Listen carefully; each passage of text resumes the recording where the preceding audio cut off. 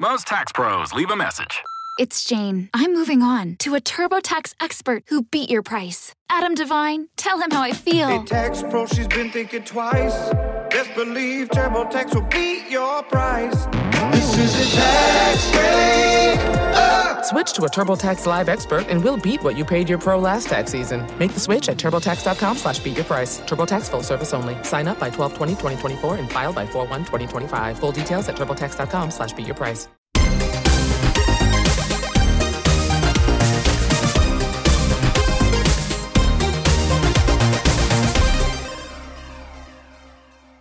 Hello, fellow gamers, and welcome to the Video Gamers Podcast. Sometimes the best part of gaming is just chatting with friends over the latest news, releases, or even stupid gaming questions. When you have a group of friends and you're all talking about that latest hit release or secret level, boss fight, or just stupid topics like which character could you beat in a fight? Those are the topics that matter, and that's what we do in our side quest episodes. It's a mix of gaming questions, thoughts, and topics that bring out the laughs and the truly important topics we as gamers love to talk about. Before we get into the show, though, some introductions are in order. I am your host, Josh, and joining me, he cooks his Pop-Tarts in a microwave and eats mac and cheese with a butter knife. It's Ryan. First of all, I personally probably shouldn't even have a microwave because I don't use one, man. You don't use a microwave? Nah, what do you need a microwave for, man? What do you reheat your pizza with? Air fryer or the oven? What do you really go? I'm the a extra civilized, mile to yeah. reheat pizza? Excuse me. I want to eat food that's good, not a rubbery mess after you reheat it. Do you ever have leftovers? Yes. Okay, and how do you reheat your leftovers? Air fryer or oven. Oh my gosh. Yeah. All right. And listen, he's very bougie with his reheating habits. It's Ryan. Oh, I'm sorry. I don't want rubbery, nasty food, when I eat. I got the time. I got nothing but time, baby. I mean, I use the microwave for its intended purposes, which is just not cooking, but reheating food, and it works pretty well for me, except for chicken. You can't do no reheated chicken in a microwave. This is true. I will say, I do carry a microwave on my trailer for work when I'm on the job site and stuff. I'm out in the field, so it's hard to kind of get food anywhere otherwise, unless I go somewhere. So that's usually my meal prep. So I do use it for that.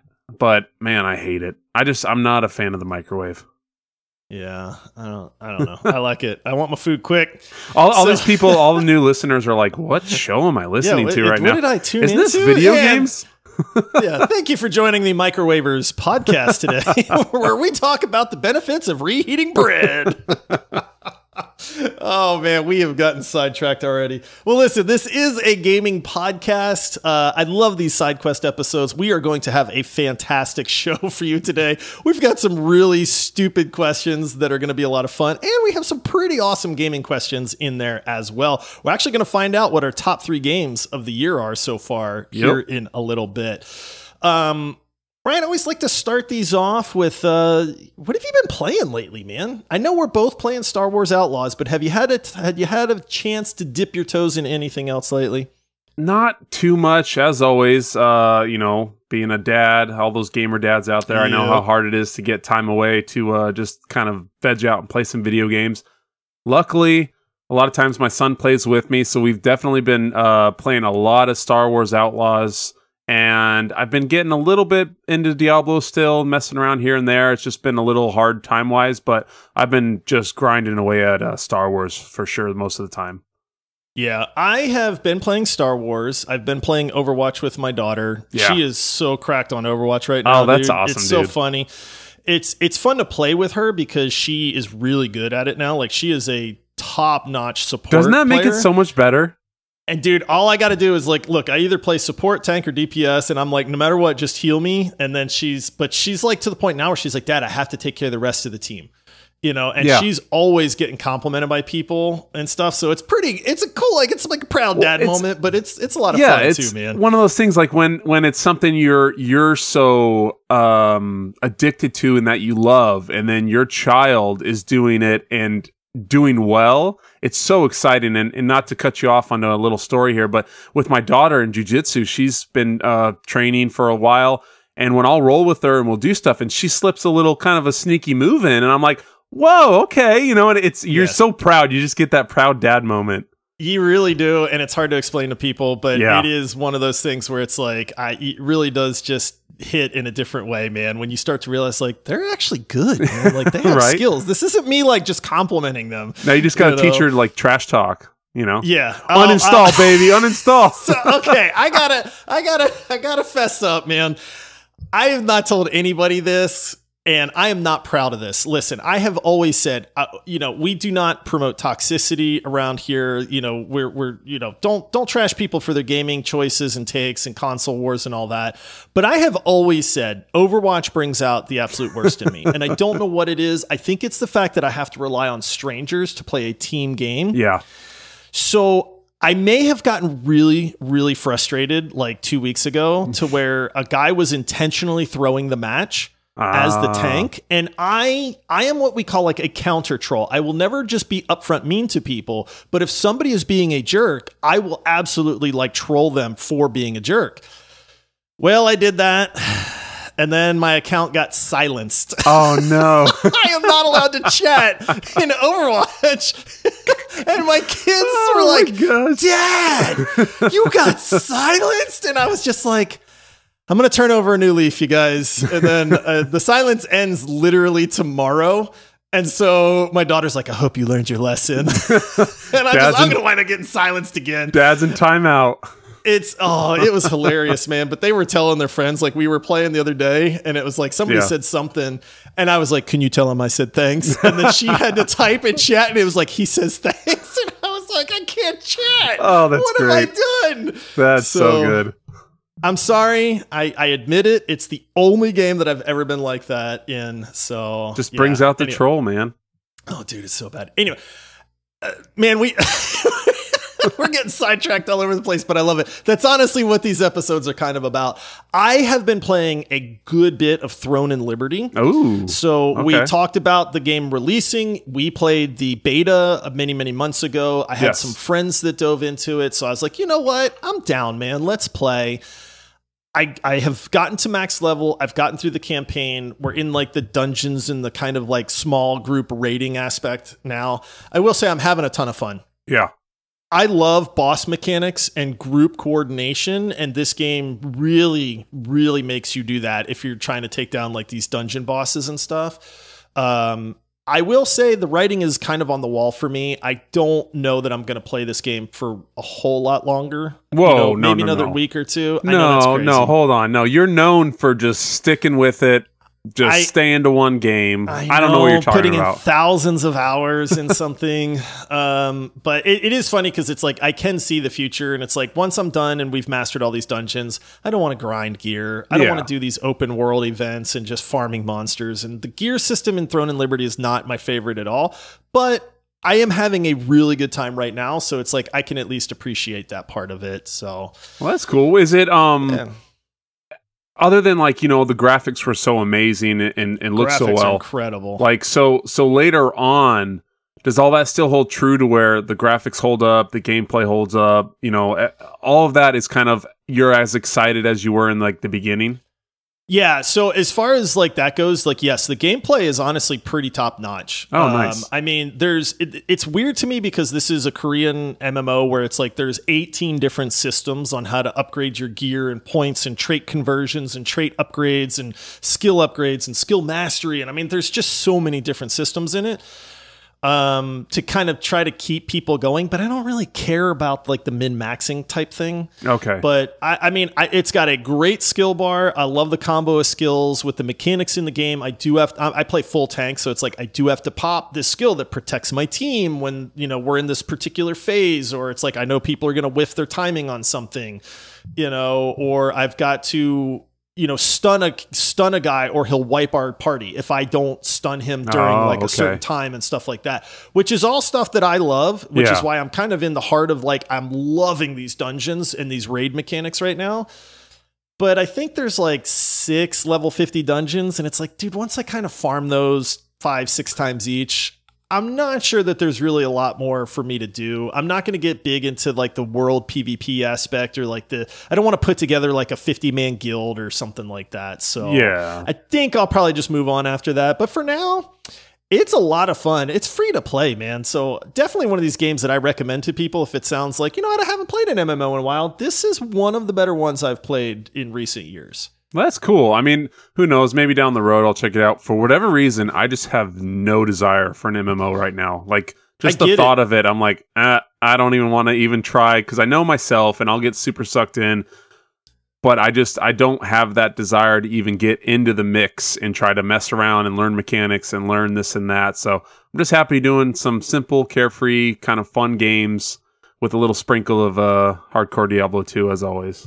Yeah, I get it. I would not be playing this game still if it was not for the fact that I have friends playing it and we hop on and play together. If it wasn't for that, I think I'd just be like, that was really cool, I'm done. But for now, it's still pretty fun. So sweet. Ryan, we've got 2 very quick news stories or just announcements for people. One is the Steam Next Fest, which is honestly, dude, I love that Steam does this. So the Steam Next Fest is when they just put out a whole bunch of game demos for upcoming games. They usually focus on indie games. Yeah.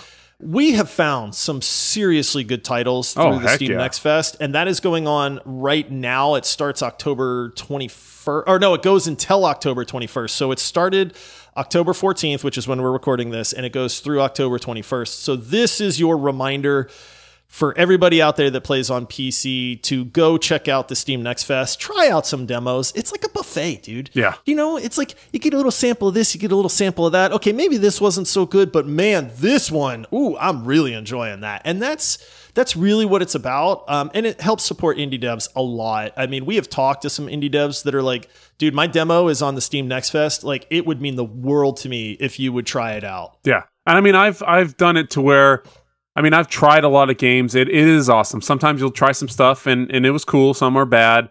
Others you're indifferent about. But I've had them where I'm like, okay, that was a pretty cool game. I probably won't get it, but I'll wishlist it. You know, let's help out the devs. I'm going to wishlist this just to get them some more of a boost, you know? And so throw it out there for those indie guys. But yeah, there's so many cool things that you would have never tried without this kind of setup, which I just love. Yeah, and I love that Steam does this for people too, man. It's the reason that PC gamers love Steam, dude. I mean, at least I know I do. Yeah. Most PC gamers love Steam. We've got nothing against it. And so we try to support that because they support gamers and devs at the same time. So go check that out. And then, Ryan, this is kind of a funny story. We don't have to spend a lot of time on this one. This one kind of tickled me because it's like, no, you think? Yeah. So so the devs for Disco Elysium, it was, I don't remember the acronym, ZAUM, Z-A-U-M, right? Okay. Was the devs for Disco Elysium, one of the best games I have played in years. I know you kind of started getting into it, but that studio wound up going through a lot of problems and they split up and a lot of the devs went their separate ways from the studio. But what happened is a lot of the devs went and formed their own studios. Now, here's the funny part, right? Is that you have a whole bunch of devs that went and formed, I want to say 3 to 4 different studios with the pedigree that, hey, we worked on Disco Elysium. We are the devs that helped make this game. And that's cool. You know, like we wish people the best. And if you have that pedigree, like bring us more good games. The funny part is that every single one of these studios that were an offshoot are all racing to deliver the spiritual successor to Disco Elysium, and they are all working on games that look very similar to Disco Elysium, both from a graphical standpoint and a gameplay standpoint, and it's almost getting comical at this point, because it's like, everybody wants to be the spiritual successor to Disco Elysium and claim that, but you're gonna have 3 or 4 studios that are all making the same claim saying, no, we're the spiritual successor to Disco Elysium. And they're starting to get like a little snippy with each other. Oh, I love this to where they're like, well, you know, I can't believe like we were the first to, you know, break off and then these other people are doing it. And now they're trying to race us. And it's like a popcorn moment where it's like, I want to just sit back and start eating popcorn and being like, man, who's going to make the best game out of this? Exactly. Like, it's like almost like, speaking of memes, it's like almost a Spider-Man meme where they're all just pointing at each other. and they're all looking. So I'm all for it. I hope they get real cheeky and just battle for who can make it the best and who can release it first, and we can sit back and watch and then kind of enjoy the madness. But it is funny that happens that way, that they all branch off and they all do the same thing. I tend to see that a lot too with in the martial arts world. Everyone that gets their black belt, I've just for being in the not the industry but martial arts for so long, they always go off and they're going to start their own gym. Everyone's going to go start their own gym. So I trained under this guy. So it's all, we did Disco Elysium. We're going to release this game. It's going to be the next, great big thing. So that's hilarious. It's good for gamers because we're going to get a lot of games out of this, and I'm sure some of them will be better than others by nature of having 3 or 4 studios working on almost the same thing. But I'm down for it, man. Yeah, if the competition breeds one good game out of them all trying to make a great game themselves, like then everybody wins, or at least not the people that didn't make a good one. Well, the gamers win in that case. The gamers win, yeah. Every gamer wins, I'll say. Yeah. All right, Ryan, we're going to get into some of our gaming questions, including coming up our top 3 games of 2024 so far. Which ones surprised us the most and which one was the biggest letdown? We're going to get back to that right after this break. This episode is brought to you by United Airlines. When you want to make the most of your vacation, book with United. They're an airline that cares about your travels as much as you do. United is transforming the flying experience with Bluetooth connectivity, screens, power at every seat, and bigger overhead bins to help fit everyone's bag. And with their app, you can skip the bag check line, get live updates, and more. Change the way you fly. Book your next trip today at united.com. This is the sound of your ride home with Dad after he caught you vaping.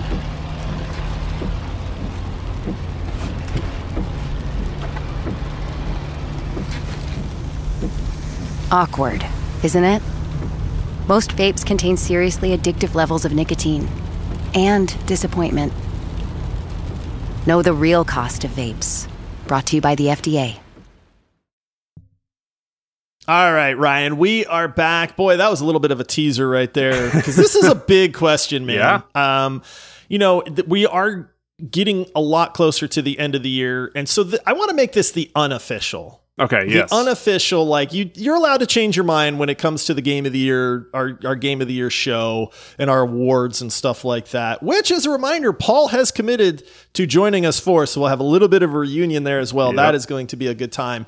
But unofficially, Ryan, off the record, because this is just, this is a side quest episode. So, this doesn't count. But what are your top 3 games of 2024 so far? How do you want to do this? Are we going one for one, or are we just kind of just name them? You don't have to put them in order. Okay. Yeah, just give me your top 3 as far as like they're, you don't have to order them. So as far as like recency bias goes, and what I've recently played that is just way up there this year for me. Right off the bat, Warhammer 2, Space Marine 2. Okay, Space Marine 2. That was just an absolute blast. I had so much fun with that game. Graphically, just next level, kind of set the stage for what developers can do and what the future should look like. Thought that one was amazing. Equally so, Astrobot. Yeah, Astrobot's on my list for sure. That's up there for me. Yeah, I was waiting forever for that. So excited. I still jump in here and there and play with my son. But probably the biggest one for me is going to be Helldivers. That is my other one. Yeah. So you and I are. I figured we'd have a couple on the same, the same list. So, but yeah, Helldivers was just one of those that there was just so much fun to be had. My grandma always says fun was had by all with certain events or parties or whatever. Yeah. And that's what it was. Fun was had by all. That's all we did. We just hopped on, killed a bunch of bugs and then, or robots, and then, went about it the next day. And it was just one of those recycle, repeat, and you never got tired of it. So yeah, those are mine. Yeah, I have Helldivers 2, Astrobot, and then mine is going to be, you've not played this, but I legitimately think for me, Shadow of the Erdtree, which is the expansion. I figured as Elden much. Ring. I will say, I did have some Black Myth Wukong in consideration there. Space Marine 2 was another one. We're not going to talk about our thoughts on Star Wars Outlaws yet, so I would say if you think that is a game of the year, that's disqualified because we're still playing it. We haven't done our deep dive on that. But for me, those three stand out over and above everything else, in my opinion. That doesn't mean that I really enjoyed Black Myth Wukong, but it's not a game of the year in my personal top three compared to these other ones either. So with that, Ryan, what game that you played this year surprised you the most with how much you liked it or how good you thought it was? So it's kind of like this one caught me off guard, but man, was this really good. So not to harp on it too much, but I'm going to actually go again with Helldivers. Yeah. It just, I didn't play the first one. I love multiplayer games, even though I was looking the other day, I think I only have one game that's considered multiplayer in my top 10. So I'm a big time single player action RPG type guy, but just the amount of enjoyment and fun and hours, like hundreds of hours of jumping in and doing the same thing over and over and just killing bugs, extracting, killing robots, extracting. I was just blown away by how much I every day wanted to get on and play. Like, are you guys on? Are you guys going to play? And then if not, I was going to hop on either way. So that one definitely, as much as I was anticipating, I didn't know what to expect. And it blew me away how much more I liked it than I thought I would. Our hype level for Helldivers 2 was astronomical. Yeah. Leading up to the release of that game, we saw all the trailers, all the footage, everything, and everything we saw just got us more and more hyped. So when it came time for that game to actually be playable, it's very hard to meet that level of hype. Yeah. And it freaking was better than I think any of us actually imagined. And that is capturing magic in a bottle for gamers, because that is a very hard thing to do. So I'm with you in that regard as well. It was also, and I was like, is it cheating if I just use Helldivers for both these questions? I will say, just for variety's sake, and this one's still a little under the radar, although I have seen a lot of people playing this game lately, which really makes me happy. But I want to give Satisfactory its dues because it did officially release in 2024, right? Now, I know we talked about it's been in early access forever, but this is the official release of Satisfactory. Yep. And I remember going into that game not really expecting very much out of it, and that game is freaking fantastic, dude. Everybody that I have seen that started playing it has been like, oh my goodness, I am hooked. People are showing us their factories on our Discord server and these huge layouts. They're talking about it. And it's just like, yes, dude, this game is way better than I had any expectation for it to be. And that was when we played it 2 or 3 years ago. Yeah. You know what I mean? So I wanted to give it its due as that like surprise hit, because if you have overlooked Satisfactory this year, don't. That game is really, really good. Especially if you have any sort of organizational kind of bone in your body of setting up and staging things and doing that, you will hit every satisfying part of yourself doing this, building these things and creating. Watching everybody that, like we said, that is posted on our Discord, all their factories and their setups, it's so satisfying just to look at the way it all set up. And that's what this game is. It's so satisfying to play. Yeah. Everybody's different too in how they design stuff, which I think is really neat. Cause like when I start seeing people's factories and I'm like, oh, that's a neat way to think about that. And then we've done it completely different, but it all just works. So, all right, Ryan, and which game has been the biggest letdown for you in 2024? Oh, this one, I'll probably get some grief for this, but I was actually pretty hyped up for Dragon's Dogma 2. And that one, and I are way too. I know. This is the part. This is the part where we're both pretty close.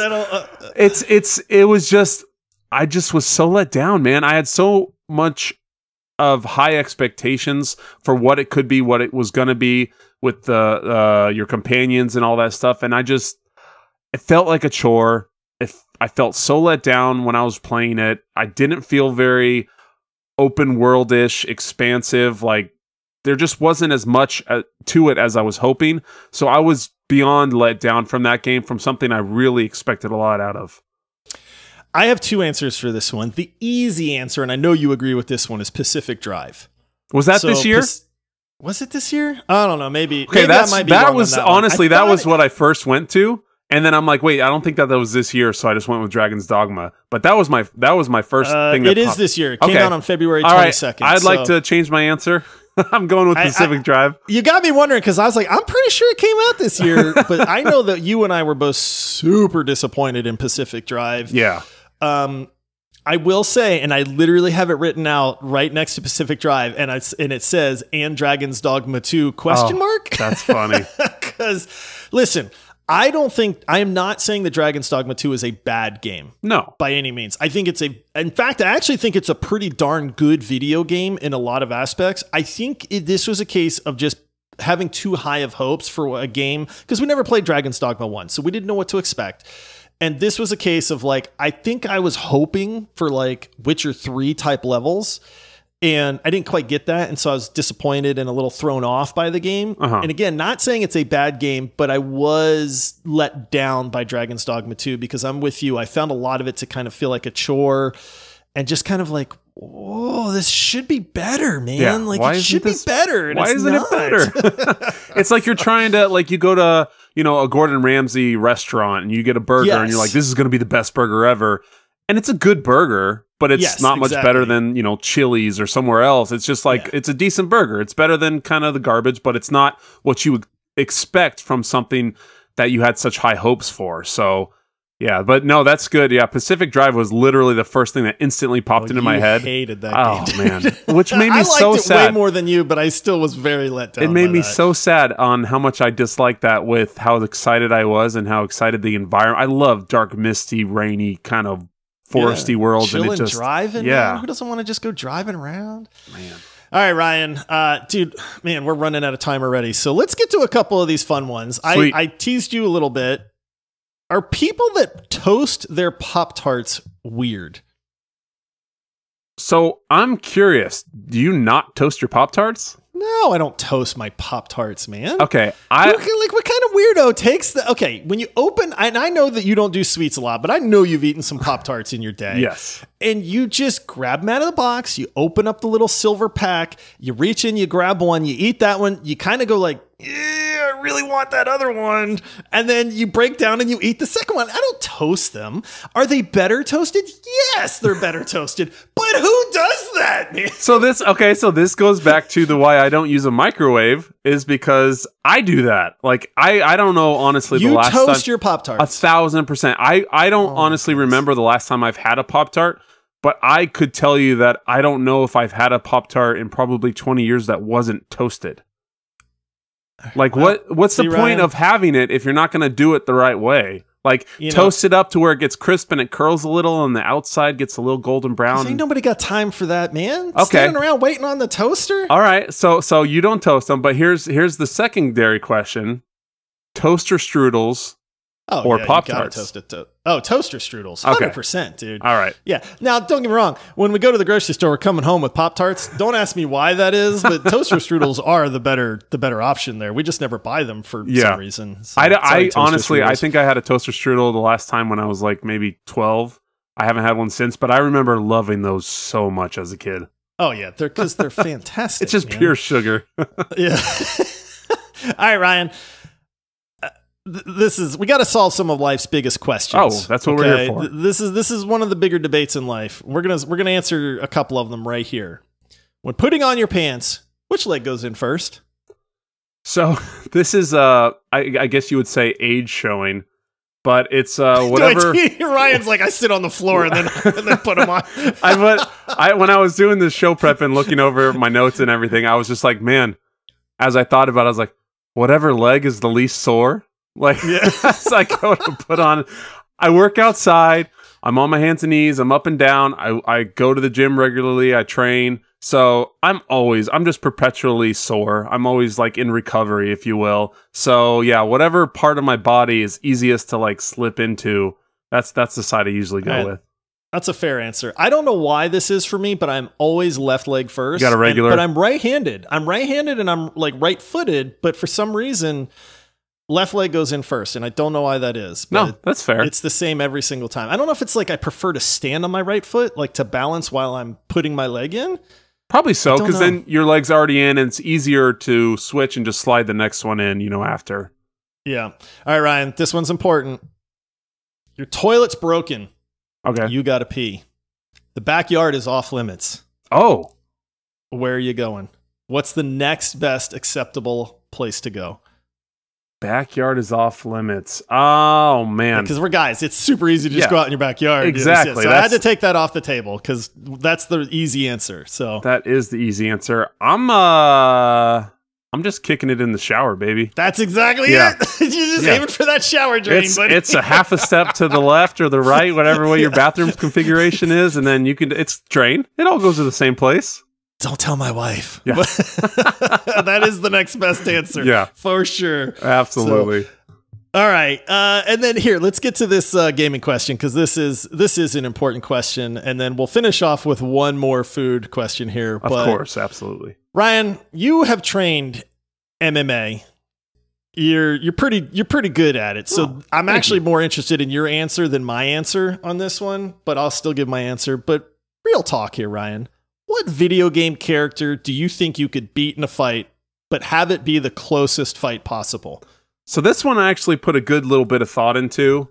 And obviously so many characters are just kind of larger than themselves. They're kind of have a... Yeah, you're not taking on Doom. Yeah, Doom guy, Kratos. Yeah, exactly. Yeah, that ain't happening. Anything like that. You're not doing. So I'm trying to think of more of a real world, realistic, real life character that's gonna just be tough as nails. That would really be when you're fighting, a lot of times you fight for your life. It's just to drag them out, like no holds barred, anything goes.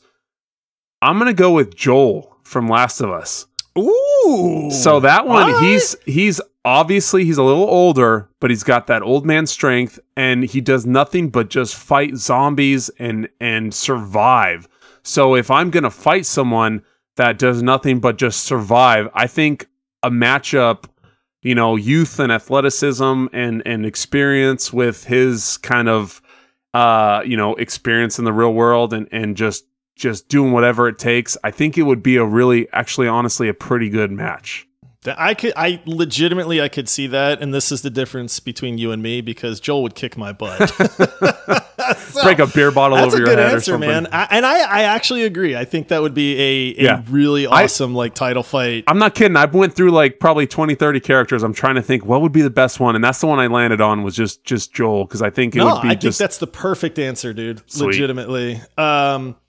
So for me, I had to think about this one. I had to try to be real on this, and I came up with the guy that I want to fight, who I really would like to just kick his butt, and that's Ethan Mars from Heavy Rain, because the dude lost both of his kids, and I'm like, dude, dad. Ethan, you need to get your butt kicked, and I think I could do it, man. Oh yeah, but then I started thinking, I'm like, dude, this guy cut his finger off, man. Like, he's got a little bit of a crazy streak in him, and I'm not sure I want to go up against that. So then I started thinking about it, and I was like, man, you know what? We talked about Disco Elysium at the top of the show. I bet I could beat up Harry Dubois. Oh, okay. Okay. He's old. He's probably going to have a heart attack. And then I was like, I'd probably get winded pretty quick. I'm not in the best shape of my life anymore, but, so I thought that'd be a pretty good fight too. Plus his name's Dubois. You can't be tough with the name Dubois. Yeah, that's exactly Sorry right. to any Dubois listening. I'm pretty sure I could take down. Yeah. All right, Ryan, let's end on this one as we wrap things up. We always love food debate questions. This is the mac and cheese face-off, Ryan. Ooh. Which is better, Velveeta or Kraft? So now the cheese comes already made. It's that super thick gooey cheese in the pouch. That's your Velveeta. Kraft, famously, the powder. You got to mix it with some milk and a little bit of butter or whatever. Which one is the better mac and cheese? Well, when I'm looking for my great dose of, Yellow 5 or whatever it is, to me, honestly, personally, obviously, a lot of kids grew up eating Kraft mac and cheese, but shells and cheese from Velveeta, there's no comparison in my world. just rip that together and then throw a bunch of like ground turkey in there, and it's like the ultimate post-workout meal. You just shovel that down and you're just so full. So yeah, shells and cheese, Velveeta. Ryan, you've never been so wrong in your life. Oh my god, you want that nasty powder? Easily Kraft mac and cheese. Dude, there's something iconic, something just wholesome, something nostalgic about, number one, the elbow noodles, because shells, get out of here, man.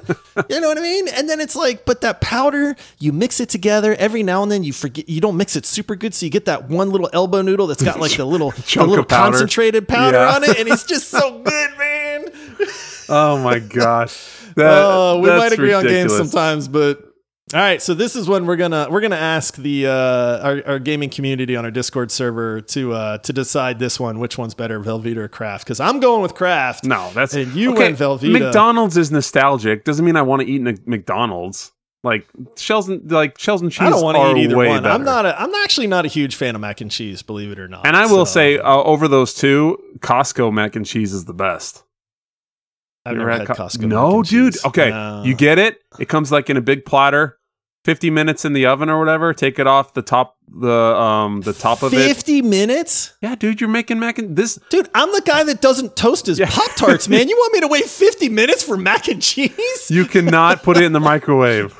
All right. Well, we'll let the listeners decide this one for us. So, listen, if you are not already in our Discord server, take a second, look at this episode. In the description of this episode and every episode is a link to our Discord server. Click that link, come join our community. It is awesome. You can lend your voice to this debate on which mac and cheese is better. Chat video games with us. It's an awesome community. It's family friendly. Come join us and hang out. It really is the best gaming community I have ever seen in my life. That's going to wrap up this episode. This one was fun, Ryan. Yeah, we got a lot of questions we didn't get to, so we'll get to those in a future episode as well. But if you did enjoy this episode, remember to leave us a 5-star review and click follow or subscribe on your podcast so that you can make sure you get all of our episodes the day that they come out. We release episodes every Monday and Thursday as well. If you want to go further and support the show, you can head over to multiplayersquad.com where you can sign up to support the podcast and help us out. We give you a ton of perks like early access, ad-free episodes, a shout out on the show, and more. So check that out over at multiplayersquad.com. We will be back on Monday. Ryan, I'm excited for this episode with our Star Wars Outlaws deep dive. I know a lot of people have been curious as to what we think about this game. You and I have both been playing it an awful lot. I know I have a lot to say about it. I know you do as well. And we are going to kind of address this controversy over, is this game underrated? Were the critic reviews accurate on this one? But join us Monday for that one as well. And until next time, happy gaming.